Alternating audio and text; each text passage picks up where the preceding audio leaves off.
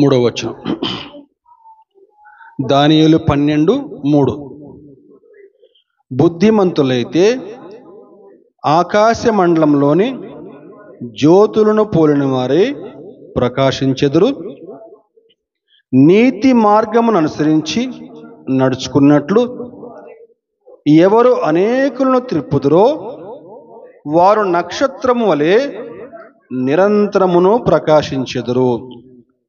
ప్రార్థన చేసుకుందాం. మహాపరిశుద్ధుడా, ప్రేమగల తండ్రి, కృపగల మా ప్రభువా, నీ పరిశుద్ధమైన పాదములకు వేలాదిగా వందనములు, స్తుతులు, స్తోత్రం అర్పిస్తూ ఉన్నాను.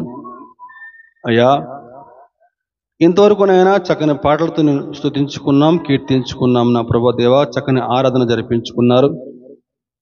చక్కని యొక్క శ్రేష్టమైన మాటలు మాకు వినిపించారు. నా ప్రభువా, మరొక మార్పు తండ్రి, చదువుకున్న వాక్య భాగంలోంచి కొన్ని ఆత్మీయ సత్యాలు మేము తెలుసుకోవాలని చెప్పి ఆశపడుతుండగా, మా మంచి బోధకుడా, నీ చిత్తమైతే కొద్దిసేపు నీకు సిలువ చాటను మరుగుపరిచి ఇక్కడ చేరిన ప్రతి ఒక్క బిడ్డతో మాట్లాడి మీరే స్తుతి ఘనత మహి పొందురని మా ప్రభువును మా రక్షకుడు నీ ప్రియకుమారుడు యేసుక్రీస్తు వారి అతి శ్రేష్టమైన నామమున అడిగి వేడుకొనుచున్నాము తండ్రి. ఆమేన్.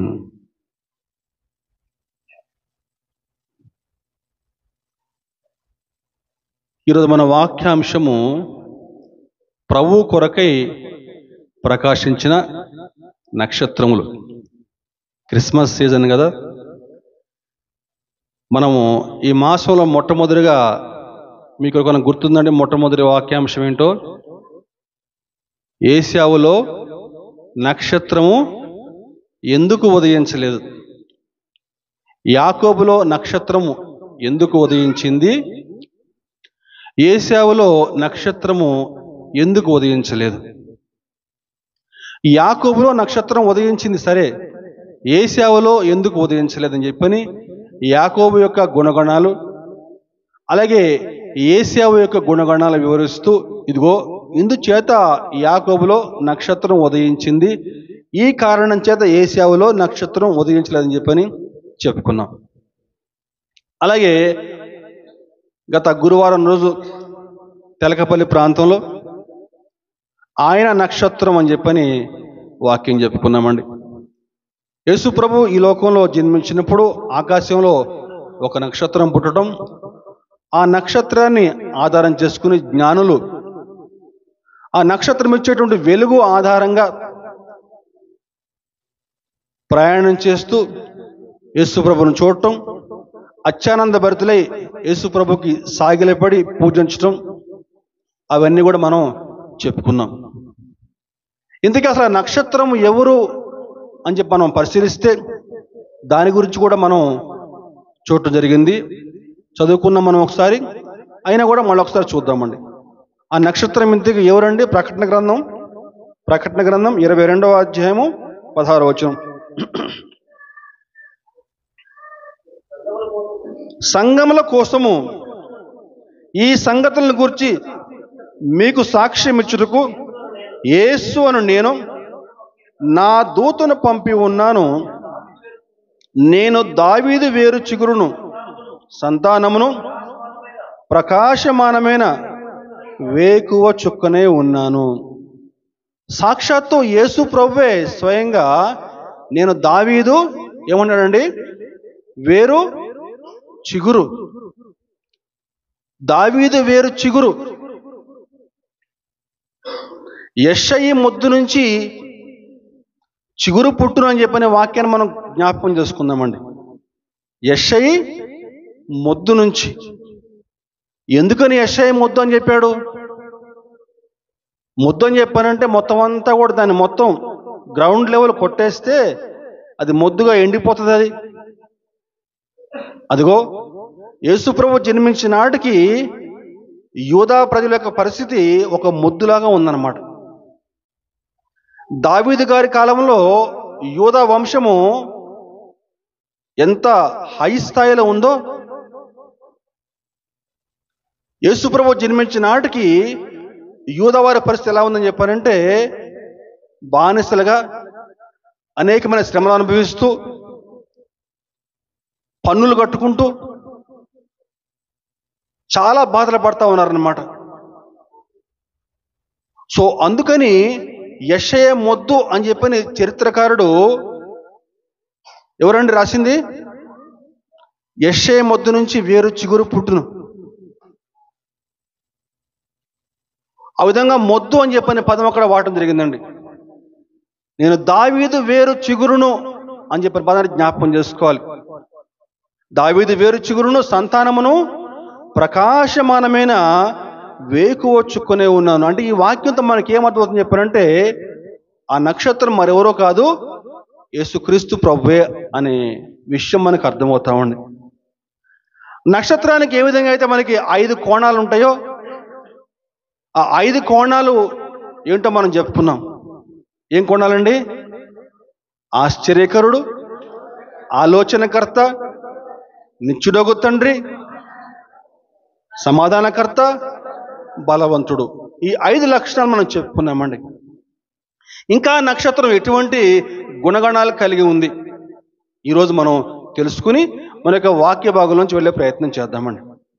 మొట్టమొదటిగా ఇంకా నక్షత్రము ఎటువంటి గుణాలు కలిగి ఉందయా అని చెప్పారంటే, మొట్టమొదటిగా ఆ నక్షత్రము రక్షించే నక్షత్రం. మత్తయి సువార్త 1వ అధ్యాయము 21వ వచనం. మత్తయి సువార్త 1:21.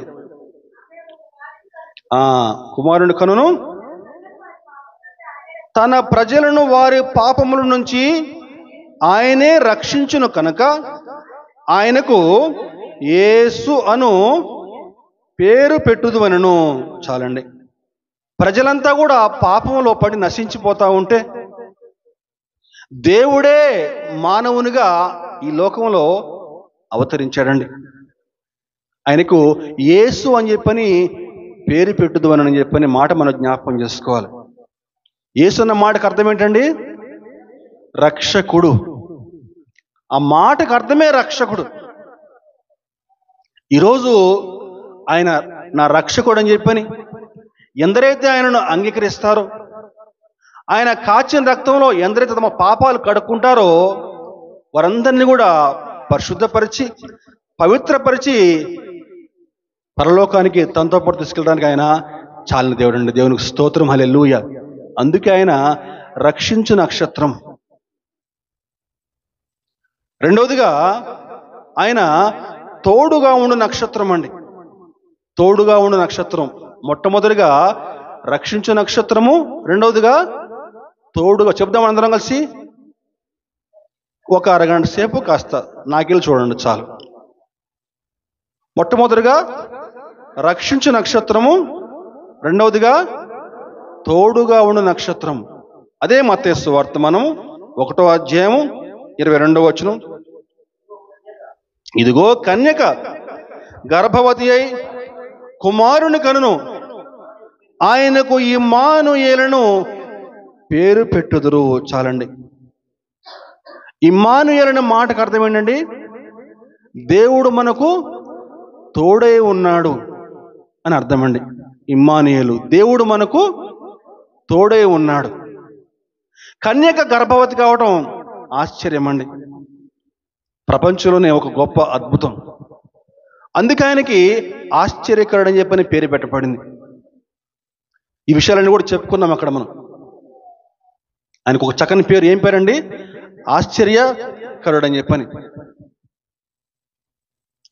చంద్రుడి మీద మొట్టమొదటిగా ఒక వ్యక్తి కాలు పెట్టాడు. చెప్పగలరు ఎవరైనా? నీల్ ఆర్మ్స్ట్రాంగ్ అని చెప్పేసి. అయితే చంద్రుడి మీద కాలు పెట్టి వచ్చిన తర్వాత అతన్ని అందరూ కూడా నీరాజనలు పడతా ఉన్నారట. ఒక దేవుళ్ళలాగా చూస్తా ఉన్నారట. దేవుళ్ళ చూస్తామని చెప్పానంటే అతను ఒకటే మాట అన్నాడట.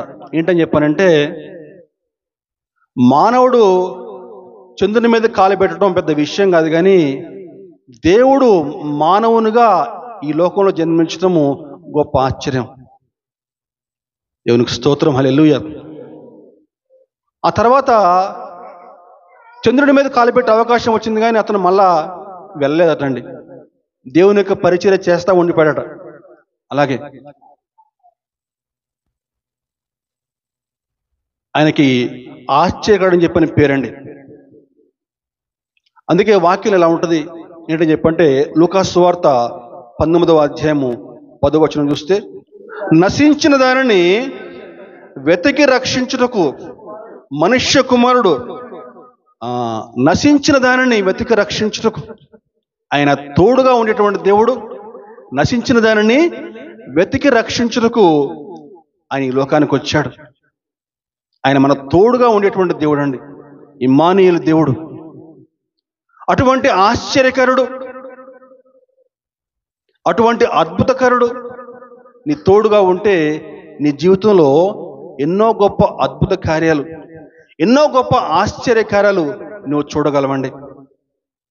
నీ జీవితంలో ప్రతి సమస్యకి కూడా ఒక పరిష్కారం లభిస్తుంది.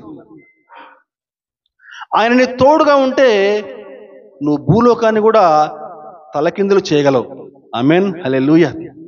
ఇది నా మాట కాదండి, వాక్యంలోనే ఆ మాట వ్రాయబడింది. అపోస్తల కార్యము 17వ అధ్యాయము 6వ వచనం చూస్తే, అయితే వారు కనబడనందున యాసోనును కొందరు సహోదరులను ఆ పట్టణపు అధికారుల యొద్దకు ఈడ్చుకుని పోయి భూలోకమును తలకిందులు చేసిన వీరు ఇక్కడికి కూడా వచ్చి ఉన్నారు, యాసోను వీరిని చేర్చుకుని ఉన్నాడు. చాలండి. ఏమనట వాళ్ళు? భూలోకమును తలకిందులు చేసిన వీరు అనే పదాన్ని గమనించాలి. పౌలు తన యొక్క మిషనరీ ప్రయాణంలో భాగంగా శీల, తిమోతి వీరితో కలిసి తెస్సలోనిక పట్టణానికి వెళ్ళి అక్కడ పరిచర్య చేస్తూ ఉంటే అనేకులు దేవుని యొక్క సువార్తను అంగీకరించి రక్షణలోకి వస్తూ ఉంటే యూదులు తోచి తట్టుకోలేక పౌలును, శీలను, తిమోతిని బంధించాలని చెప్పని అక్కడికి వస్తే వారు అక్కడ లేకుండా వారిని తప్పిస్తారు, యాసోన్ని పట్టుకుంటారు. అదిగో ఆ యూదులు మాట్లాడుతున్న మాటలు ఏంటని చెప్పానంటే, అయితే వారు కనపడనందున యాసోనును కొందరు సహోదరులను ఆ పట్టణపు అధికారుల యొద్దకు ఈడ్చుకుని పోయి భూలోకమును తలకిందులు చేసినటువంటి వీరు ఇక్కడ కూడా వచ్చి ఉన్నారు అని మాటండి. ఆ దేవుడు నీకు తోడుగా ఉంటే భూలోకాన్ని కూడా తలకిందులు చేయగలవు. ఆ దేవుడు నీకు తోడుగా ఉంటే అగ్నిగుండం కూడా నీకు ఆహ్లాదంగా మారిపోతుందండి. దేవునికి స్తోత్రం. షడ్రక్, మెషక్, అబేద్నెగోలు అగ్నిగుండంలోకి నవ్వుకుంటా వెళ్ళిపోయారు. దేవుడు వారి తోడుగా ఉండబట్టి క్షేమంగా వారి వెంట్రుకలు కూడా అగ్నివాసన అంటకుండా క్షేమంగా బయటకు వచ్చారండి. జ్ఞాపకం చేసుకుందాం. ఆయన రక్షించే నక్షత్రము, తోడుగా ఉండే నక్షత్రం, అదేవిధంగా ఆయన మార్గము చూపేటువంటి నక్షత్రం అండి, గమ్యానికి చేర్చే నక్షత్రం. మత్తయి సువార్త 2వ అధ్యాయము 9వ వచనం, మత్తయి సువార్త 2:9, వారు రాజు మాట విని బయలుదేరిపోచుండగా ఇదిగో తూర్పు దేశమున వారు చూచిన నక్షత్రము ఆ శిశువు ఉండిన చోటికి మీదుగా వచ్చి నిలుచు వరకు వారికి ముందుగా నడిచెను. చాలండి. ఆ శిశువు ఉండిన చోటికి మీదుగా వచ్చి నిలుచు వరకు వారికి ముందుగా నడిచెను. గమనించండి, యేసుప్రభు జన్మించినప్పుడు తూర్పు దేశంలో ఒక నక్షత్రం పుట్టింది. ఆ నక్షత్రం చూసినటువంటి జ్ఞానులు వారి గ్రంథాలను తిరిగేస్తే వారికి ఒక విషయం అర్థమైంది. ఏంటని చెప్పానంటే, లోకరక్షకుడు యూదుల రాజుగా జన్మించాడు. ఆ నక్షత్రాన్ని ఆధారం చేసుకుంటూ, పగటిపూట నక్షత్రం కనిపించదు కదా, కాబట్టి పగటిపూట ప్రయాణం చేయకుండా కేవలం రాత్రిపూట మాత్రమే ప్రయాణం చేస్తూ ఆ నక్షత్రం యొక్క వెలుగులో వారు ప్రయాణం చేస్తూ దాదాపుగా 2 ఏళ్ళు పట్టిందండి వాళ్ళకి. ఆడికి వచ్చేసరికి 2 ఏళ్ల పాటు నక్షత్రం వారికి వెలుగునిస్తా ఉందటండి. ఎంత ఆశ్చర్యం అండి. యేసుప్రభు జన్మించినప్పుడు నక్షత్రం పుట్టడం ఒక ఆశ్చర్యం అయితే, నక్షత్రం నడవటం ఇంకా ఆశ్చర్యం. ఈరోజు నువ్వు కూడా ఈ లోకపు చీకట్లో నువ్వు ఆ పరమ కణానికి చేరుకోవాలని చెప్పంటే తప్పకుండా నువ్వు ఆ నక్షత్రాన్ని ఆశ్రయించాల్సిందే. ఏ నక్షత్రం అమ్మా? వెలుగునిచ్చే ఆ నక్షత్రాన్ని నువ్వు ఆశ్రయిస్తే ఆ నక్షత్రం నీకు వెలుగునిస్తుంది. ఆ నక్షత్రం నువ్వు ఆ కణానికి ఏ విధంగా చేరుకోవాలో, ఏ కణాను, పరమ కణానికి ఏ విధంగా చేరుకోవాలో ఆ నక్షత్రం నీకు మార్గం చూపుతుంది. చీకట్లో పడిపోకుండా నువ్వు ఏ విధంగా కణానికి చేరుకోవాలో నక్షత్రం నీకు మార్గం చూపుతోంది. ఆనాడు జ్ఞానులు ఆ నక్షత్రం యొక్క వెలుగును ఆధారం చేసుకుని యెరూషలేము వరకు వచ్చి అక్కడ దారి తప్పిపోయారు. నక్షత్రం వారికి వెలుగు చూపిస్తానే ఉంది, కానీ జ్ఞానులు అక్కడికి వచ్చిన తర్వాత మార్గం తప్పారు. కారణం ఏంటని చెప్పారంటే, వారు అనుకున్నారు యేసు ప్రభువు అని చెప్పండి రాజులకు రాజు కాబట్టి ఆయన ఖచ్చితంగా యెరూషలేములో ఒక రాజకుమారుడుగా జన్మిస్తాడని చెప్పని వారు అనుకున్నారు. నక్షత్రం వారికి మార్గం చూపిస్తూ ఉంది, కానీ వారేమో మార్గం తప్పారు. ఈనాడు నువ్వు కూడా ఆ పరమ కణాన్ని చేరుకోవాలని చెప్పండి, తప్పకుండా నువ్వు దారి తప్పిపోకుండా నక్షత్రం నీకు ఏ మార్గం చూపిస్తుందో ఆ మార్గం కూడా నీకు ప్రయాణం చేస్తే తప్పకుండా నువ్వు ఆ కణానికి చేరుకుంటావు. లేకపోతే నువ్వు కూడా దారి తప్పిపోతావండి. 3 గుణాలు చెప్పుకున్నాం. ఏం గుణాలమ్మా? రక్షించే నక్షత్రము, తోడుగా ఉండే నక్షత్రము, మార్గము చూపు నక్షత్రం అండి. అయితే ఈరోజు మన వాక్యాంశంలో భాగంగా ప్రభువు కొరకు ప్రకాశించిన నక్షత్రములు. ఎవరైతే నీతి మార్గం అనుసరించి నడుచుకునేలాగున ఎందరో అనేకులను త్రిప్పుదురో వారు ఎలా ఉంటారటండి? ఆకాశంలో నక్షత్రముల వలె ప్రకాశించుదురు. ఈరోజు ఆ నక్షత్రాల గురించి మనం తెలుసుకుందామండి. మొట్టమొదటిగా ప్రార్థించే నక్షత్రం. ఏ నక్షత్రం అండి? ప్రార్థించే నక్షత్రం. దానియేలు గ్రంథము 6వ అధ్యాయం 10. ఇట్టి శాసనము సంతకము చేయబడినని దానియేలు తెలుసుకునను, అతడు తన ఇంటికి వెళ్ళి యథాప్రకారముగా అనుదినము ముమ్మారు మోకాళ్ళుని తన ఇంటి పైగది కిటికీలు యెరూషలేము తట్టునకు తెరవబడి ఉండగా తన దేవునికి ప్రార్థన చేయుచు ఆయనను స్తుతించుచూ వచ్చెను. చాలండి.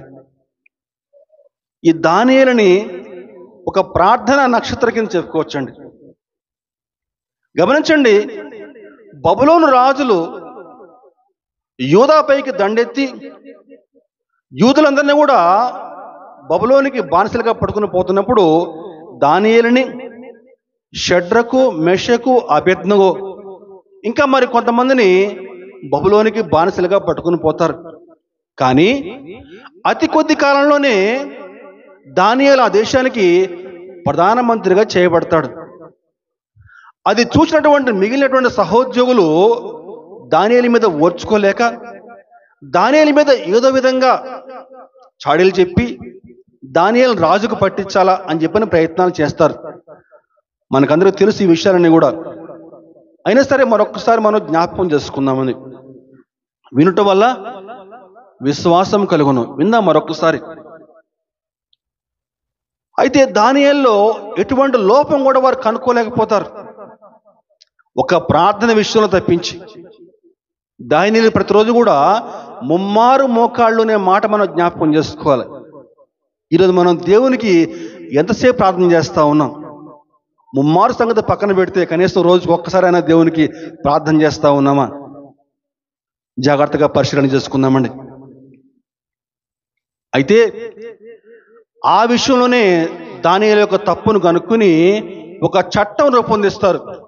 ఏంటయ్యా చట్టం అని చెప్పానంటే, దానియేలు గ్రంథము 6వ అధ్యాయం 7వ వచనం చూస్తే, దానియేలు 6:7 రాజ్యపు ప్రధానులు, సేనాధిపతులు, అధిపతులు, మంత్రులు, సంస్థానాధిపతులు. చాలండి, ఒక్క నిమిషం అక్కడ ఆగండి. ఒక్కసారి గమనిద్దామండి. రాజ్యపు ప్రధానులు, సేనాధిపతులు, అధిపతులు, మంత్రులు, సంస్థానాధిపతులు అందరూ కూడి. ఒక్కసారి ఆ పదాన్ని మరలా జాగ్రత్తగా ఆలోచిద్దామండి. అంటే రాజ్యపు మంత్రులు, సంస్థానాధిపతులు, అధికారులు, సేనాధిపతులు. అంటే దాదాపుగా ఆ దేశం ఉన్నటువంటి అందరూ గొప్ప గొప్ప వారందరూ కూడా, మంత్రులు కానీ, అధిపతులు కానీ, సేనాధిపతులు కానీ అందరూ కూడా దానియేలుకు వ్యతిరేకంగా కూడి, కొన్నిసార్లు మన జీవితంలో సమస్యలు ఇదే విధంగా వస్తాయండి. మన అనుకున్న వాళ్ళు అందరూ కూడా మనకు వ్యతిరేకమైపోతారు. మన చుట్టుపక్కల వాళ్ళు, ఎదురింటి వారు, నాకు వాళ్ళు సపోర్ట్ చేస్తారులే అనుకున్న వాళ్ళు అందరూ కూడా కొన్నిసార్లు వ్యతిరేకమైపోవచ్చు. అదిగో అటువంటి పరిస్థితిలో నీ స్టాండ్ ఏమై ఉంది? ఆ యొక్క పరిస్థితులు తగ్గట్టుగా వారితో రాజీ పడిపోవటమా, లేకపోతే దేవుని కొరకు నిలబడటమా? అదిగో అది చాలా ప్రాముఖ్యమైందండి.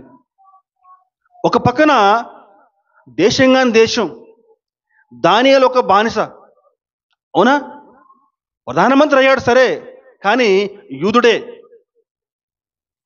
వాళ్ళందరూ కూడా బబులోనీయులు. రాజులు, క్షమించండి, ప్రధానమంత్రులు, మంత్రులు, సంస్థానాధిపతులు, అధికారులు అందరూ కూడా వ్యతిరేకమై అందరూ కూడా కూడి దానియేలుకి వ్యతిరేకంగా ఒక చట్టం చేసేశారు. అదిగో ఆ సమయంలో దానియేలు తీసుకున్న నిర్ణయం చాలా ఆశ్చర్యం అనిపిస్తుంది. ఏముందని చెప్పానంటే, దానియేలు గ్రంథము అదే 6వ అధ్యాయము 10వ వచనం చూస్తే, ఇట్టి శాసనము సంతకము చేయబడినని దానియేలు తెలుసుకునను తన ఇంటికి వెళ్ళి యథాప్రకారము చాలండి, ఇట్టి శాసనము సంతకం చేయబడినని, ఈ విధంగా ఒక శాసనము రూపొందించబడింది అని తెలుసుకున్నా సరే దానియేలు దాన్ని పక్కన పెట్టేశాడు.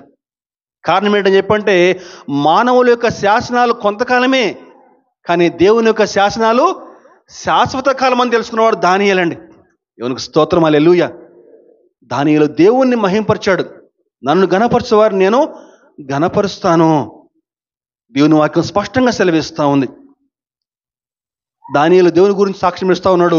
2వ అధ్యాయం చూస్తే చాలా అద్భుతమైన మాట అది. 2వ అధ్యాయము 21వ వచనం చూద్దామండి. ఆయన కాలములను సమయములను మార్చువాడే ఉండి రాజులను త్రోసివేసు నియమించుచూ ఉన్నవాడును, వివేకులకు వివేకమును, జ్ఞానులకు జ్ఞానమును అనుగ్రహించేవాడునే ఉన్నాడండి. చాలండి. ఏంటండి ఆయన? కాలములను సమయములను మార్చువాడే ఉండి అనే పదాన్ని మనం జ్ఞాపకం చేసుకుందామండి. ఆయన కాలం మార్చేస్తాడు, సమయం కూడా మార్చేస్తాడు.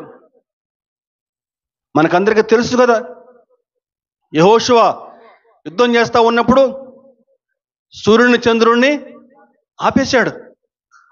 హిజ్కియా దేవునికి ప్రార్థన చేస్తే సూర్యుని యొక్క గమనం మారిపోయిందండి. ఆయన కాలములను సమయములను మార్చువాడే ఉండి, దానియేలుకు తెలుసు ప్రభు ఎంత గొప్పవాడు. రాత్రికి రాత్రే రాజులను కూల్చివేవాడు, సింహాసనములను పడత్రోయేవాడు, పెంట కుప్పలపై నుంచి దీనులను పైకి లేవనెత్తవాడు. దేవునికి స్తోత్రం, హల్లెలూయా. దానియేలుకు తెలుసు ఆ సంగతి. కాబట్టి మానవుల యొక్క శాసనాలు కొంతకాలమే, కానీ దేవుడు శాశ్వతమైన వాడని చెప్పని తెలుసుకుని ఇట్టి శాసనము సంతకం చేయబడిన తెలుసుకున్నను దేవుని మహింపరిచాడు. యథాప్రకారము ఆయన ఏ విధంగా దేవునికి ప్రార్థన చేస్తూ ఉన్నాడో అదే విధంగా దేవునికి ప్రార్థన చేస్తూ ఉంటే తీసుకెళ్ళి సింహాల బోన్లో వేస్తారు. కానీ దేవుడు అద్భుతంగా దానియేలును రక్షించి బయటకు తీసుకొచ్చాడు. అయితే ఈ సంఘటన ఆ రాజుని బాగా ప్రభావితం చేసిందండి. సింహాల బోన్లోకి వెళ్ళి దానియేలును క్షేమకరంగా బయటకు వచ్చేసరికి రాజుకి ఆశ్చర్యం అనిపించింది. చదువుకున్నామని మాటలన్నీ కూడా, కానీ అప్పుడు రాజు మాట్లాడిన మాటలు చూద్దామండి. అప్పుడు దానియేలు బయటకు వచ్చిన తర్వాత రాజు ఏం మాట్లాడుతున్నా చూద్దామండి. దానియేలు గ్రంథము 6వ అధ్యాయము 26, 27. నా సముఖమున నియమించినదేమనగా నా రాజ్యంలోని సకల ప్రభుత్వముల యందుండు నివాసులు దానియేలు యొక్క దేవునికి భయపడుచు ఆయన సముఖమున వణుకుచుండవలెను. ఆయనే జీవము గల దేవుడు, ఆయనే యుగ యుగములు ఉండవాడు. ఆయన రాజ్యము నాశనము కానేరదు, ఆయన ఆధిపత్యము తుదమొట్టున కొండును. ఆయన విడిపించువాడును రక్షించువాడునే ఉండి పరమందును భూమి మీదను సూచక క్రియలు ఆశ్చర్య కార్యములు చేయవాడు. ఆయనే సింహముల నోటి నుంచి ఈ దానియేలును రక్షించునని వ్రాయించెను. దేవునికి స్తోత్రం. గట్టిగా దేవునికి హల్లెలూయా చెప్దామండి. దేవునికి స్తోత్రం. ఎంత చక్కని మాటలండి. ఒక అన్య రాజు ఆ విధంగా సింహాల బోల్లోంచి దానియేలు క్షేమంగా బయటకు వచ్చినందుకు ప్రభావితం అయిపోయాడు. ఏమన్నాడమ్మా? ఆయనే జీవము గల దేవుడు. ఆ మాట మనం జ్ఞాపకం చేసుకో. ఆయనే జీవము గల దేవుడు, ఆయనే యుగ యుగములు ఉండవాడు, ఆయన విడిపించువాడును రక్షించువాడునే ఉండి. ఈరోజు దేవుని యొక్క మందిరానికి అనేక రోజుల నుంచి వస్తూ ఉన్నారు. ఇదిగో ఈ సత్యాన్ని మనం గ్రహించామా? ఆయన జీవం గల దేవుడు, ఆయన రక్షించువాడు విడిపించువాడునే ఉన్నాడని చెప్పినటువంటి మాట మనం జ్ఞాపకం చేసుకోవాలండి. దానియేలు యొక్క ప్రార్థన వల్ల ఆ రాజ్యపు రాజు ప్రభావితమయ్యాడు. రాజ్యం అంతా కూడా ప్రభావితం అయిపోయిందండి. ఈరోజు అటువంటి ప్రార్థనా జీవితం మనం కలిగి ఉన్నామా? ఈరోజు నువ్వు చేసే ప్రార్థన వల్ల నీ కుటుంబం ప్రభావితం అవ్వగలుగుతుందా? ఈరోజు నువ్వు చేసే ప్రార్థన వల్ల నువ్వు ఉంటున్న ప్రాంతం ప్రభావితం అవుతుందా? ఈరోజు నీ గురించి ఏం సాక్ష్యం ఇవ్వగలుగుతున్నారు చుట్టుపక్కల వారు? ఒక్కసారి వ్యక్తిగతంగా పరిశీలన చేసుకో. దానియేలు యొక్క ప్రార్థన వల్ల దానియేలు సింహాల బోల నుంచి రక్షించబడ్డాడు. ఆ రాజు ప్రభావితమైపోయి దానియేలు యొక్క దేవుడి గురించి సాక్ష్యం ఇస్తా ఉన్నాడు. ఆయన జీవం గల దేవుడు అని చెప్పని. ఈరోజు నువ్వు కూడా ఆదివారం కూడా ప్రార్థనకు రావడం కాదు, కానీ నీ యొక్క ప్రవర్తన, నీ యొక్క నడవడిక, నీ చుట్టుపక్కల వారిని చూసి ఒక మాదిరి క్రైస్తవురాలు, ఒక మాదిరి క్రైస్తవుడు అని చెప్పని చెప్పుకునే విధంగా నువ్వు జీవించ. మొట్టమొదటిగా ఏం చెప్పుకున్నామండి? ప్రార్థించే నక్షత్రం దానియేలు. రెండవదిగా ప్రకటించే నక్షత్రం. మొట్టమొదటిగా ప్రార్థించే నక్షత్రం అయితే రెండవదిగా ప్రకటించే నక్షత్రం. అపోస్తల కార్యము 4వ అధ్యాయము 18, 19, 20. అప్పుడు వారిని పిలిపించి, మీరు యేసు నామమును బట్టి ఎంత మాత్రమును మాట్లాడకూడదు వారికి ఆజ్ఞాపించిరి. అందుకు పేతురును యోహానును వారిని చూచి, దేవుని మాట వినుట కంటే మీ మాట వినుట దేవుని దృష్టికి న్యాయమా? మీరే చెప్పుడి. మేము కన్న వాటిని విన్న వాటిని చెప్పక ఉండలేమని వారికి ఉత్తరం ఇచ్చిరి. చాలండి, జాగ్రత్తగా విందామండి. నా వైపు చూడండి. సందర్భం ఏంటని మనం పరిశీలించగలిగితే, అపోస్తల కార్యము 3వ అధ్యాయంలో పేతురు యోహాను దేవాలయానికి వెళ్తుంటే అక్కడ ఒక పుట్టుకుంటివాడు ఉంటాడు. ఆ పుట్టుకుంటివాడు ప్రతిరోజు కూడా దేవాలయం వద్దకు వచ్చి భిక్ష అడుక్కుంటూ ఉండేవాడు. అందరూ కూడా వాడికి రూపాయి పాపే దానం చేస్తూ ఉండేవాళ్ళు. అయితే పేతురు యోహాను కూడా ఆ రోజు అక్కడికి వస్తే వారి వైపు చూస్తూ ఉంటాడు ఈ పుట్టుకుంటివాడు. అయితే పేతురు యోహాను వారితో మాట్లాడుతున్న మాటలు ఏంటని చెప్పానంటే, 3వ అధ్యాయము అపోస్తల కార్యం 3వ అధ్యాయము 6వ వచనం చూస్తే, అంతటా పేతురు, వెండి బంగారములు నా యొద్ద లేవు, కానీ నాకు కలిగినదే నీకిచ్చుచున్నాను. నజరేయుడైన యేసుక్రీస్తు నామమున నడువమని చెప్పి వాని కుడి చేయి పట్టుకుని లేవనెత్తును. వెంటనే వాని పాదములను చీలమండలను బలము పొందెను. వాడు దిగ్గున లేచి నిలిచి నడిచెను. దేవునికి స్తోత్రం, హల్లెలూయా. అయ్యా, మా వద్ద వెండి లేదు, బంగారం లేదు, కానీ మా వద్ద ఏముందో అదే నీకు ఇస్తాను అని చెప్పాడండి పేతురు గారు.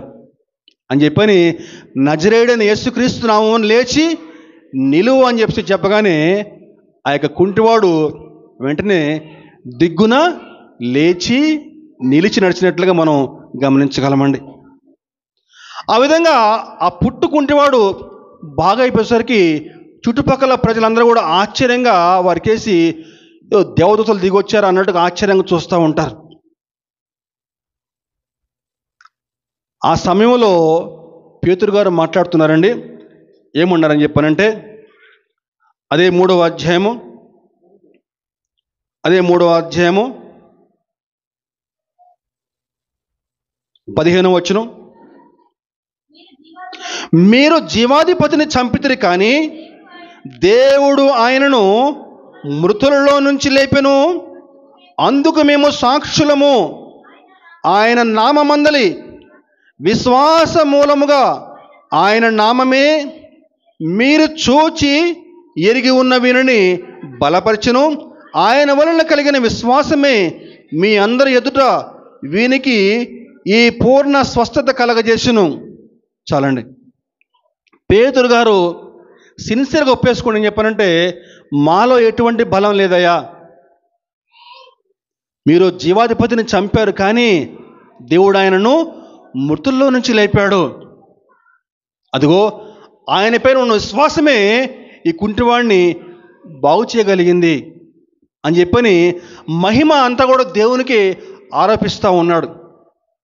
ఆ విధంగా దేవుని నామాన్ని మహింపరుస్తూ దేవుని గురించి అందరికీ ప్రకటిస్తూ యేసుక్రీస్తు ప్రభు ఈ లోకానికి ఎందుకు వచ్చాడు, ఎలా వచ్చాడు, ఆయన ఏ విధంగా మరణించాడు, అవన్నీ కూడా వారికి వివరిస్తూ ఉంటే అంతలో అక్కడ అధికారులు, యాజకులు అందరూ కూడా పరిగెత్తుకొచ్చేసారు.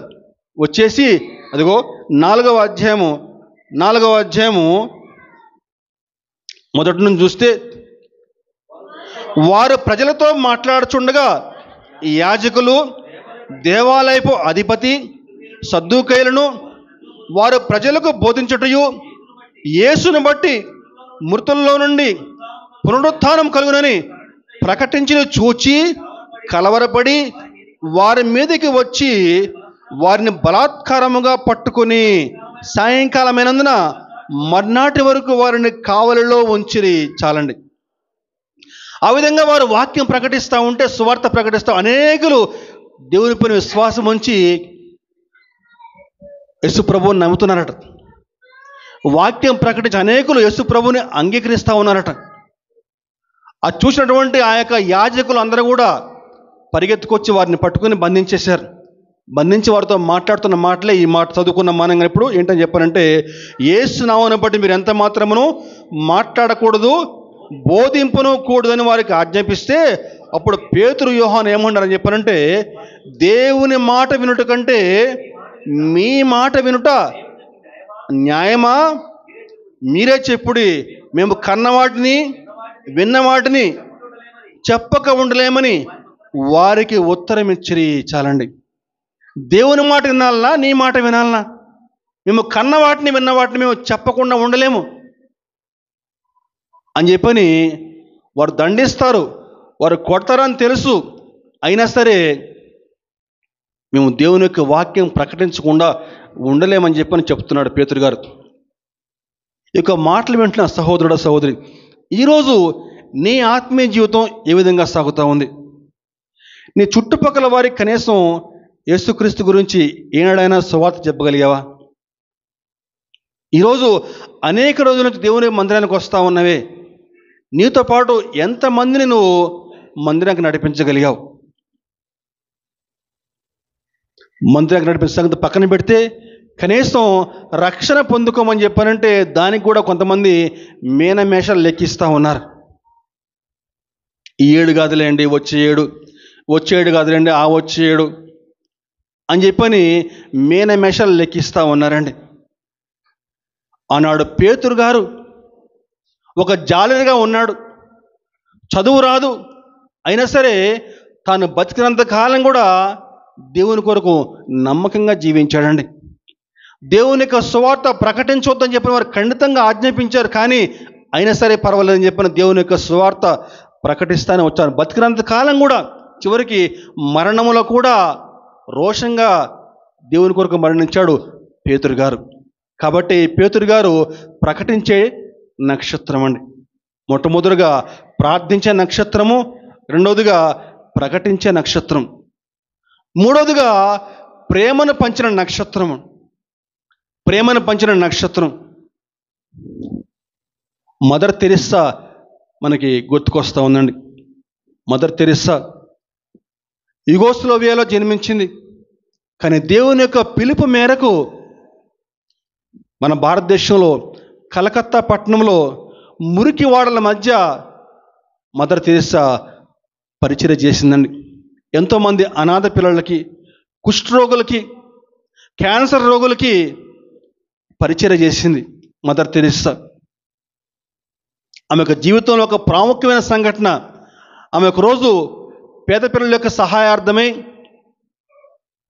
రోడ్డు మీదకి వెళ్ళి సహాయం అడుగుతా తన చేయి జాపితే ఒక మూర్ఖుడు ఏం చేశాడని చెప్పండి, కాండ్రించి ఆమె చేతులు మూస్తే ఆమె ఏమాత్రం కూడా తడుముకోకుండా ఆ చేయి కిందకి పెట్టి అంటుందట, ఈ ఉమ్ము నా కోసం, పేదల కోసం ఇంకేదైనా సహాయం చేయని చెప్పని రెండో చేయి జాపిందండి. దేవునికి స్తోత్రం, హల్లెలూయా. ఆ విధంగా మదర్ తెరెస్సా తనకు జీవిత కాలం అనాథ పిల్లల కోసం, కుష్ఠరోగుల కోసం పరిచర్య చేసిందండి. ఒకరోజు ఆ మదర్ తెరెస్సా ఏం చేస్తూ ఉందా అని చెప్పేసి కిటికీలో నుంచి ఇద్దరు వ్యక్తులు ఆమెను పరిశీలన చేస్తూ ఉంటే ఒక క్యాన్సర్ రోగిని ఒళ్ళో కూర్చోబెట్టుకుని వాడు భయంకరంగా ఇట్లా వాంతి చేస్తే దోసులతో ఆ వాంతిని ఎత్తి బయటకు పారబోస్తూ ఉందటండి. అది చూసినటువంటి ఆ ఇద్దరు వ్యక్తులు కూడా వారు కన్నీళ్లు కార్చుకుంటూ లోపలికి వచ్చేసి మిగిలిన జీవిత కాలం అంతా కూడా ఆమెతో పాటు పరిచర్య చేశారటండి. దేవునికి స్తోత్రం, హల్లెలూయా. కాబట్టి మదర్ తెరెస్సా ప్రేమను ప్రకటించిన నక్షత్రం అండి. నెంబర్ 1 ప్రార్థించిన నక్షత్రము, నెంబర్ 2 ప్రకటించిన నక్షత్రము, ప్రేమను ప్రకటించిన నక్షత్రము, నాలుగవదిగా మరణించి మాట్లాడుతున్న నక్షత్రం. మరణించి మాట్లాడుతున్న నక్షత్రము. ఆ నక్షత్రం ఎవరో కాదండి, గ్రహం స్టెయిన్స్. గ్రహం స్టెయిన్స్ గ్రహం స్టెయిన్స్ ఆస్ట్రేలియాలో జన్మించాడు. కానీ ప్రభు యొక్క పిలుపు మేరకు ఒరిస్సాలో కుష్ఠరోగుల మధ్య పరిచర్య చేశాడండి. దేవుని యొక్క ప్రేమను వారికి ప్రకటించాడు. అనేకమైన శ్రమలు, ఇరుకులు, ఇబ్బందులు ఎన్నో ఎదురయ్యాయి గ్రహం స్టెయిన్స్కి. అయినా సరే ఆ యొక్క కష్టాల మధ్యనే దేవుని యొక్క ప్రేమను జ్ఞాపకం చేసుకుంటూ దేవుని కొరకు బహుబలంగా పరిచర్య చేశాడు. ఆ విధంగా పరిచర్య చేస్తూ ఉంటే ఆ చూసి తట్టుకోలే కొంతమంది విద్రోహ శక్తులు అతని మీద కక్ష కట్టారు. ఒకరోజు ఒక మారుమూల ప్రాంతం వెళ్ళి పరిచర్య చేసి వస్తూ ఉంటే బాగా రాత్రి అయిపోయిందంట, చలికాలం. దగ్గరలో ఒక ప్రార్థనా మందిరం ఉంటే అక్కడ బయట అతని యొక్క వాహనం ఆపుకుని, వాహనంలో గ్రహం స్టెయిన్స్, అతనికి ఇద్దరు పిల్లలు, ఫిలిప్పు, తిమోతి, ఇద్దరు పిల్లల పేర్లు. ఇద్దరు కూడా కార్లో పడుకుని నిద్రపోతూ ఉంటే కొంతమంది విద్రోహ శక్తులు ఒక 50 మంది పైగా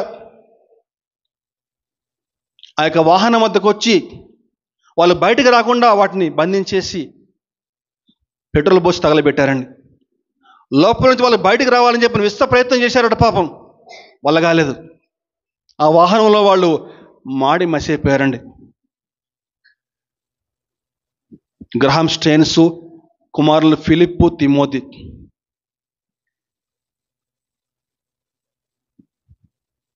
తర్వాత దానికి మూలకర్త అయినటువంటి వ్యక్తిని పట్టుకుని అతనికి మరణశిక్ష విధిస్తే అతని భార్య అంటదట, ఏంటని చెప్పానంటే వారికి శిక్ష పడాలని చెప్పి నేను కోరుకోవట్లేదు. వారు తమ యొక్క తప్పు తెలుసుకోవాలి.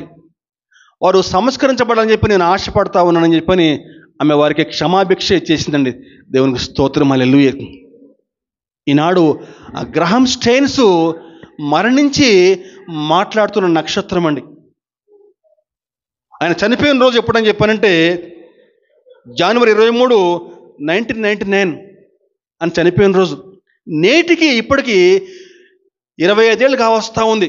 కానీ ఈనాటికి కూడా ఆ గ్రహం స్టెయిన్స్ మరణించి మనందరితో మాట్లాడుతూనే ఉన్నాడు. ఆ యొక్క సంఘటన ద్వారా అనేక మంది క్రైస్తవుల యొక్క జీవితాలు ప్రభావితమైపోయాయి. ఆ యొక్క సంఘటన అనేక మంది సేవకుల యొక్క జీవితాలు ప్రభావితమయ్యాయి. దేవుని కొరకు ఇంకా బలంగా ముందుకు సాగేలాగా చేసిందండి. ఈరోజు మన ఆత్మీయ జీవితాలు ఏ విధంగా ఉన్నాయండి? ఈరోజు దేవుని కొరకు ఆ విధంగా ప్రార్థించగలుగుతున్నావా? ఈరోజు నీ ప్రార్థన వల్ల నీ కుటుంబం ప్రభావితం అవుతుందా?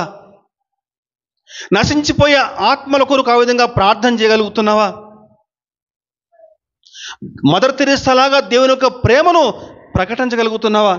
నీ తోటి సహోదరునికి, నీ తోటి సహోదరుడు కష్టంలో ఉంటే వారికి ఆ విధంగా సహాయం చేయడానికి నీ చేతులు చాపగలుగుతున్నావా? ఈరోజు మీ ఆత్మీయ జీవితాలు ఏ విధంగా ఉన్నాయి? క్రీస్తు యొక్క అడుగు జాడల్లో మనం నడవాలని చెప్పని ఆయన మనకు ఒక మాదిరి ఉంచిపోయాడు. మనం ఆ విధంగా మాదిరి తీసుకోకుండా ఎవడన్నా పక్కనోడు ఏదన్నా ఒక మాట అనగానే వాడి మీద కక్ష పెట్టుకుని వాడిని ఏదో విధంగా మాటకు మాట అనాల్సిందే అని చెప్పని ఈరోజు మన ఆత్మీయ జీవితాలు ఏ విధంగా సాగుతూ ఉన్నాయండి? దేవుని యొక్క వాక్యాన్ని మనం యథాతథంగా అంగీకరిస్తున్నామా? సహోదరి ఇప్పుడే చెప్పింది, దేవుని యొక్క ఆజ్ఞలు మనం పాటించాలని చెప్పేసి. దేవుని యొక్క ఆజ్ఞలు మనం ఎంతవరకు మనం పాటించగలుగుతున్నాం? దేవుని యొక్క వాక్యం సెలవిస్తూ ఉంది, ఎందరైతే అనేకులను, ఏముంది వాక్యంలో? చదువుకున్న వాక్యం దానియేలు గ్రంథం 12వ అధ్యాయము 3వ వచనం.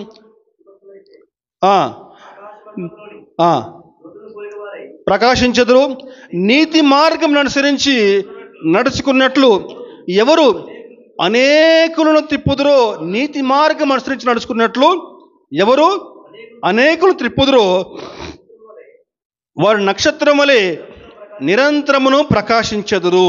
ఈరోజు ఆ నక్షత్రంలాగా మనం ప్రకాశించాలంటే ఏం చేయాలి? పౌలు గారు మాట్లాడుతూ ఆ నక్షత్రంలాగా మనం ప్రకాశించాలంటే ఏం చేయాలని చెప్పని మనకి పౌలు గారు ఒక చక్కని మాట మాట్లాడారండి. ఫిలిప్పీ పత్రిక 2వ అధ్యాయము 14, 15, 16. ఫిలిప్పీ పత్రిక 2వ అధ్యాయం 14, 15, 16. మీరు మూర్ఖమైన వక్ర జనము మధ్య నిరపరాధులను, నిష్కలంకులను, అనింజులనైన దేవుని కుమారులగునట్లు సణుగులను, సంశయములను మాని సమస్త కార్యములను చేడి అట్టి జనము మధ్య మీరు జీవవాక్యము చేత పట్టుకుని లోకమందు జ్యోతుల వలె కనపడుచున్నారు. చాలండి. లోకమందు మీరు జ్యోతుల్లా కనిపించాలంటే, నక్షత్రాల్లాగా ప్రకాశించాలని చెప్పంటే మనం ఏం చేయాలటండి? నెంబర్ 1, సణుగులు మానేయాలి. నెంబర్ 2, సంశయాలు మానేసేయాలి. నిరపరాధులుగా ఉండాలి, నిష్కలంకులుగా ఉండాలి. చెప్దాం ఒకసారి. సణుగులు మానేసేయాలి. చెప్దామండి ఒకసారి నోటి తెరిచి. సణుగులు మానేసేయాలి, సంశయములు మానేసేయాలి, నిరపరాధులుగా, నిష్కలంకులుగా ఉండాలట. ఆ విధంగా మనం జీవించగలిగితే మనం ఆకాశ మండలంలో జ్యోతుల వలె ప్రకాశిస్తామని చెప్పని దేవుని వాక్యం స్పష్టంగా సెలవిస్తూ ఉందండి. గమనించండి, మన ఇంట్లోకి సూర్యుని కాంతి రావాలంటే ఏం చేస్తామండి? మనం కిటికీలు పెడతాం కదా, తలుపులు కిటికీలు పెడతాం. ఆ విధంగా కిటికీలు పెడితే కిటికీలో నుంచి సూర్యుని కాంతి లోపలికి ప్రవేశిస్తుంది. ఈ లోకంలో క్రైస్తవులుగా జీవిస్తున్న మనం కూడా ఒక కిటికీలాగా, ఒక వాహకంగా ఉండి క్రీస్తు యొక్క ప్రకాశం, వెలుగు మన ద్వారా లోకానికి అందరికి కూడా ప్రకాశింప చేయాలండి.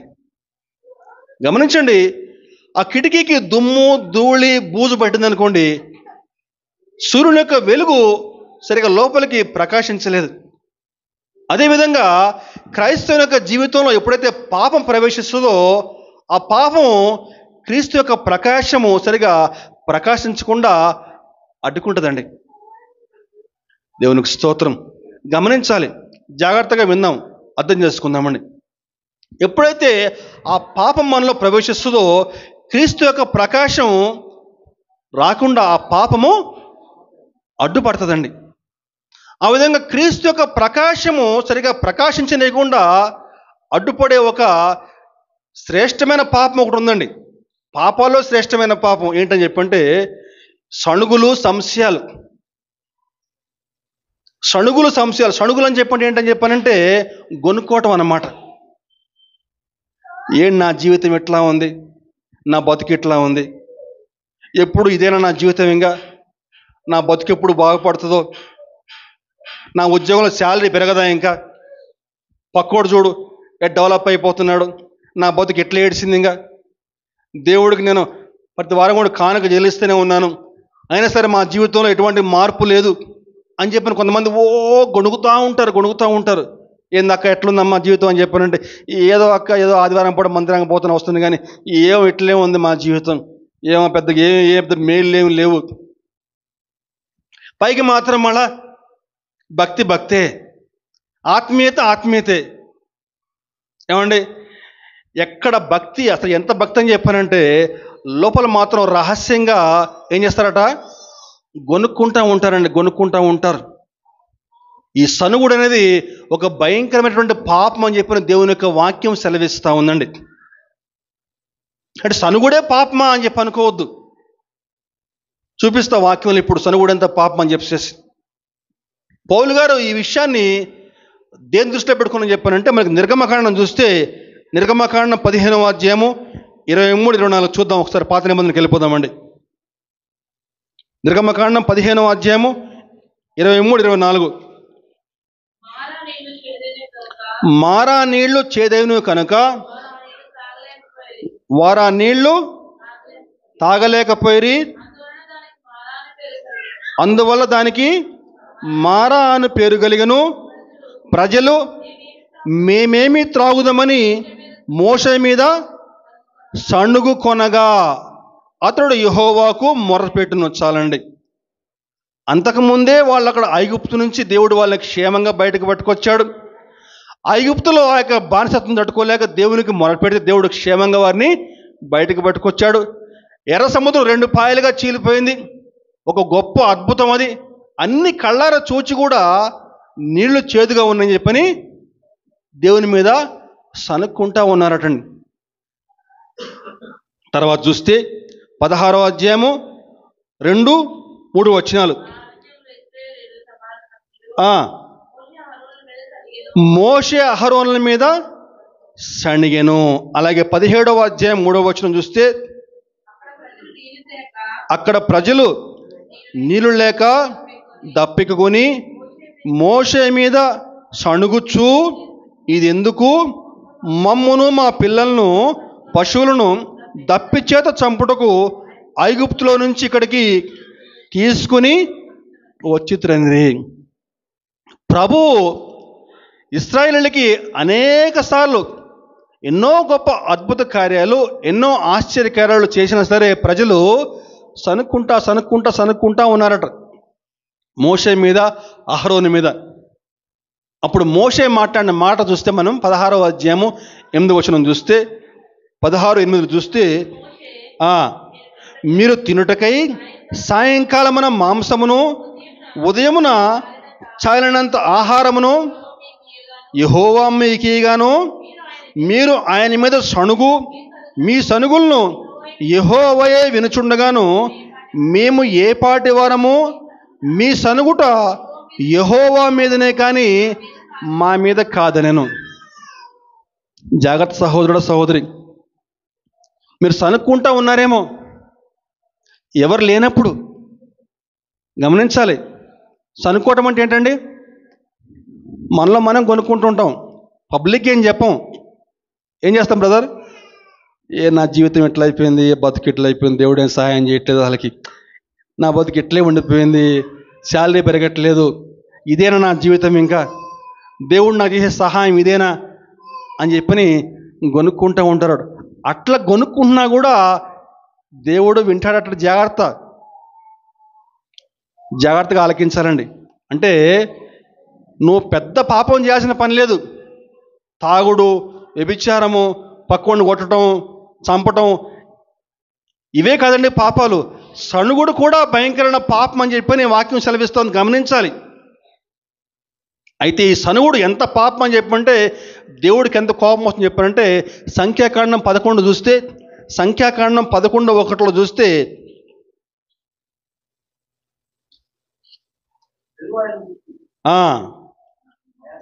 సంఖ్యాకాండం 11:1 జనులు ఆయాసమును గూర్చి ఏం చేస్తున్నానండి, సణుగుచుండగా అది యెహోవాకు వినపడును. యెహోవా దానిని వినినప్పుడు ఆయన కోపము రగులుకొనెను.